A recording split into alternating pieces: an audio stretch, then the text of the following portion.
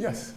I'm just wondering, Dr. Finklestein, there seems to be a movement amongst Palestinian groups or supporters towards what's now called the one-state solution. And without going into it in detail, I'm just wondering why you think there has been this groundswell for support for the one-state solution, and probably as an ancillary question to that, on a personal level, are you surprised that you're no longer the radical by saying a two-state solution, but rather you're the conservative?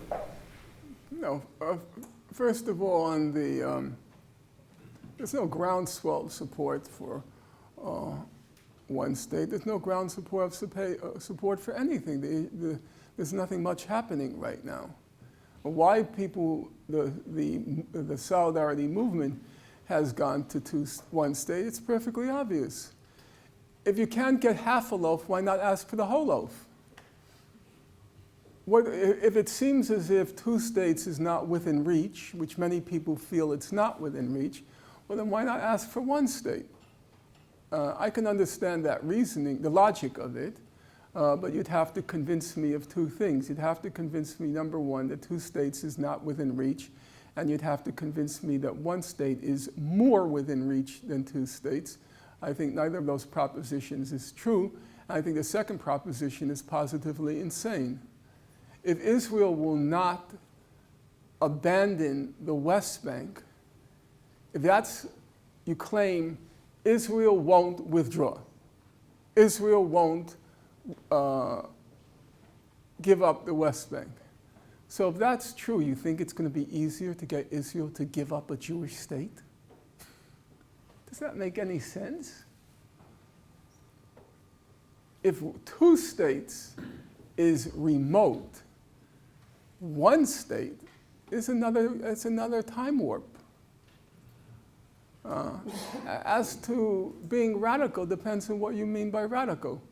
If you mean sitting in a university and casting poses, especially when you've got tenure, then yeah, maybe I'm not that kind of radical. But if radical means trying to achieve real things in the real world, and I'm the same person as I ever was. I want to see it's not the cause has gotten lost. That's one of the problems. Whenever a cause has gone on so long as this one has, people develop an investment in its perpetuation.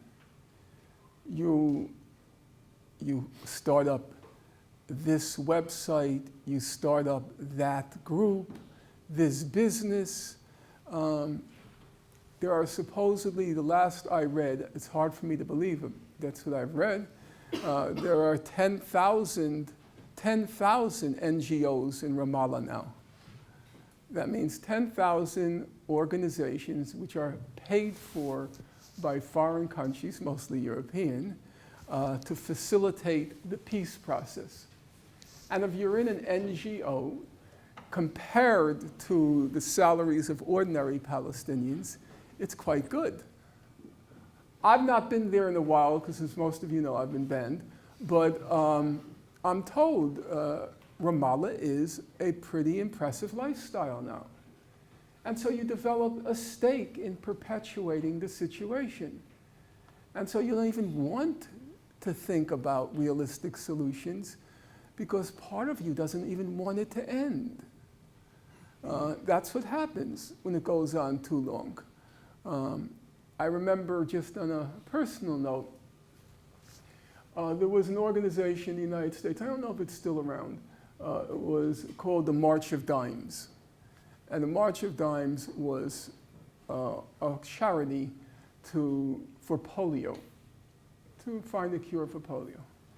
And then along came Sabin, who came up with the Sabin vaccine for polio. And who do you think was the main opponent of Sabin? The March of Dimes, because they were afraid of being put out of business. That's the name of the game. And I think a lot of people have there's a lot of posturing, showing how radical you are. A lot of people who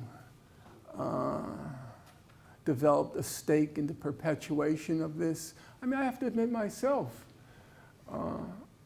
let's say it ended tomorrow. What will I do? No, I'm serious. I mean, you cannot imagine how much I've read on this. And realistically speaking, this country is the size of one key. You know, Israel, Palestine, it's one key.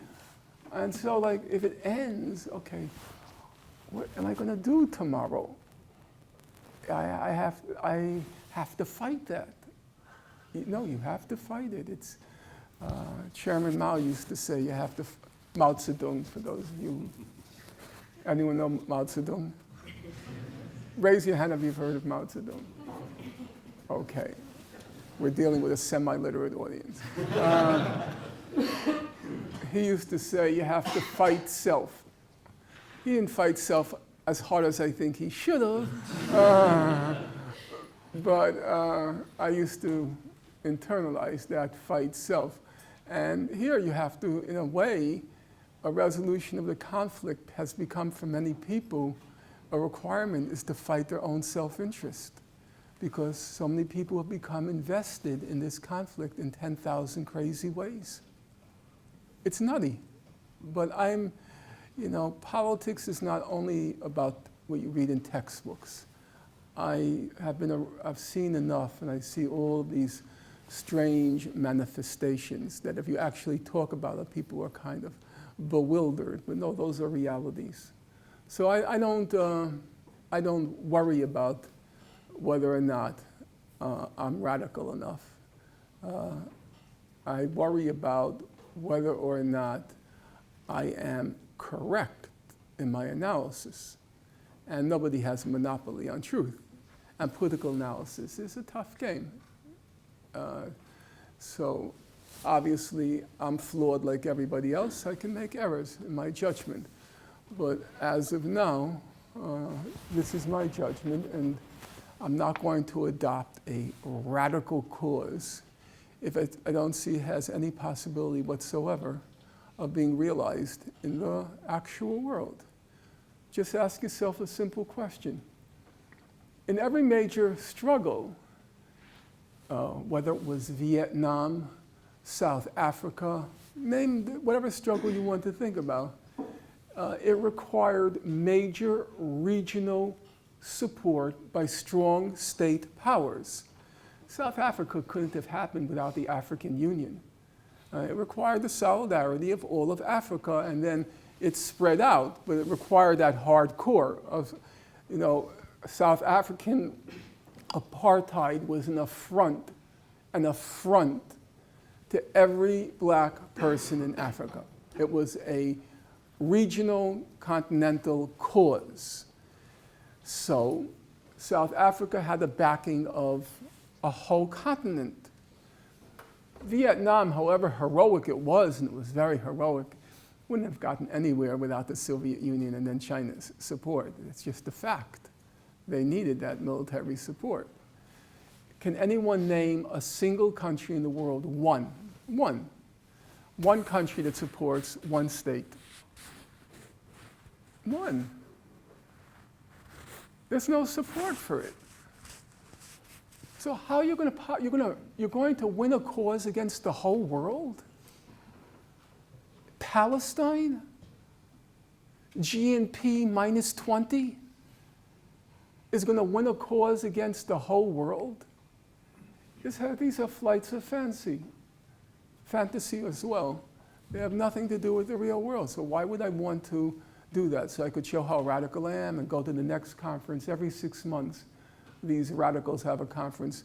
Now they have a abbreviation, ODS, One Democratic State. So every 6 months they have another conference. Okay, great, another conference. But what did you accomplish? If you didn't accomplish anything, why are you having another conference? And then you're having another conference. But what have you accomplished? You have conferences after you've had a certain number of achievements, and then you want to gather together, hash out what's the next step. But if you haven't gotten to square one, why are you having conferences? Because it's nonsense. It has nothing to do with the real world. Okay, folks. I have my good friend Randall here. Can you stand up? This is Lord Plunkett. How many people have heard of Lord Plunkett? Raise your hand. Okay. The three people I mentioned them to you.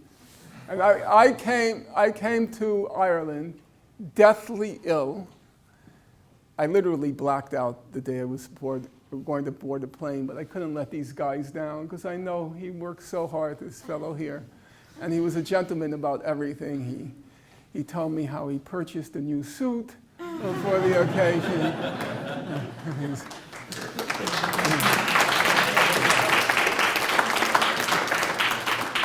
His father purchased the victory tie, and I couldn't let him down. And I said, I'm gonna go see my good friend, Lord Plunkett, Randall. And he warned me, the castle is cold. And I want to confirm for you now, life was not easy in the Middle Ages in Ireland in the winter, because it is definitely cold in the castle, even with Lord Plunkett's warmth.